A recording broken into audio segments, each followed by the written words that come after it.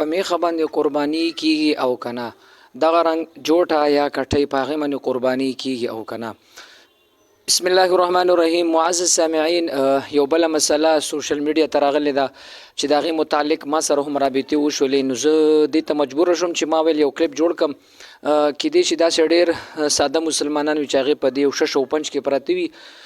داسې کلیپونه بعضې چلیږي محترمو چې هغه اوس راوتي دي چې په میخه باندې قرباني نه کیږي. وایي میخه حلاله ده خو قرباني پې نه کیږي.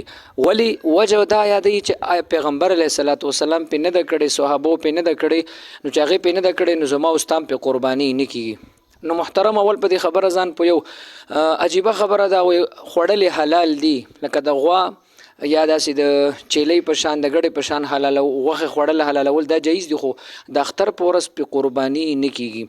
وایي پیغمبر علیه السلام پې نه ده کړې، نو دا ډېره عجیبه خبره ده. نو د دې نه دا معلومیږي چې آیا پیغمبر علیه السلام کم کار نه دی کړی نو ما او تا به مغه نه کوو، یا هغه یو کار نه دی کړی نو ما او تا به هم نه کوو.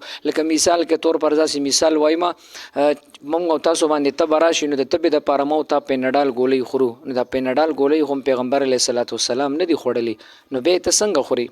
دغه رنګ هغه بل یو مولانا په بیان کړ، دغه وایي چې پیغمبر علیه السلام په ګاډي کې نه دی ګرځېدلی، موږ او تاسو ګرځو نو په کار دی چې موږ هم نه ګرځو. داسې پیغمبر علیه السلام د حج دپاره په اوښه باندې تللی دی، د اوښه هغه زمیني سفر یې کړی دی، نو ما او تا په جاز کې ولوځو، په کار دی چې ما او تا هم داسې اوښ ځان له والو یا سورلی برابر کړو، په هغې باندې لاړ شو. دغه رنګ پیغمبر علیه السلام زه په غویي باندې خو قرباني کیږي، په غویي باندې خو تاسو وایي، نو په غویي باندې چې کوم د پیغمبر علیه السلام قرباني کړې ده، چېرته غویی حلال کړی دی د هغه اختر په ورځ پیغمبر علیه السلام د ځان د طرفه، یا چېرته ځان سره پیغمبر علیه السلام داسې نور شریکان کړي دي، نو په کار دی چې غویي پیغمبر علیه السلام په غویي باندې قرباني نه ده کړې، نو په غویي باندې په کار دی چې ونیسي. نه محترمو، داسې یو وسوسه ده، ساده مسلمانان په دې باندې دوکه کوي، نور مسلمانان خو هوښیار دي، هغې پوهېږي مغه رنګ منډیانې ګرمې دي. نو ګوري دا یو دلیل نیول چې پیغمبر علیه السلام دا کار نه دی کړی نو ما او تا به هم نه کوو. نه، هغه چې د قرآن او د حدیث خلاف نه وي، هغه زموږ د شریعت خلاف نه وي، نو که پیغمبر نه یې کړی ما او تا به یې کوو. داسې ډېر کارونه دي، ما تاسو ته به طور مثال ویل دا چې کم علاج معالجه ده، کم داسې د پیغمبر علیه السلام د لنټر په کور کې نه دی اوسېدلی، د هغه چت په چې کوم مثال داسې به د برګو داسې د لرګو مرګو به، نو زما او ستا چت خو نن سبا لنټر دی. پیغمبر علیه السلام پکې ته نه دی ناسته، پکې ته ناست دی. پیغمبر علیه السلام په واورې اوبه نه دي څښلي چې واورې په اوبو کې اچولي، ما او تا خو هغه څکو. نو په کار دی چې د هغه سره بیا په سنتو اتباع کوو او ځان ته وایو چې موږ قرآن او حدیث والا یو، نو په کار دی چې بیا خو هغه اتباع وکړو. نو به هر حال په میخه باندې په جوټه باندې قرباني کیږي.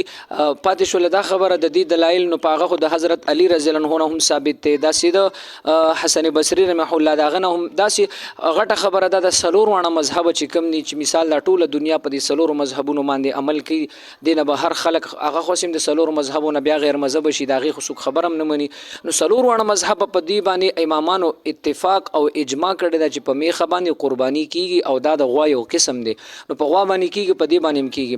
پاتې شوله دا خبره محترمو اخره کې انتهایی ضروري خبره ده.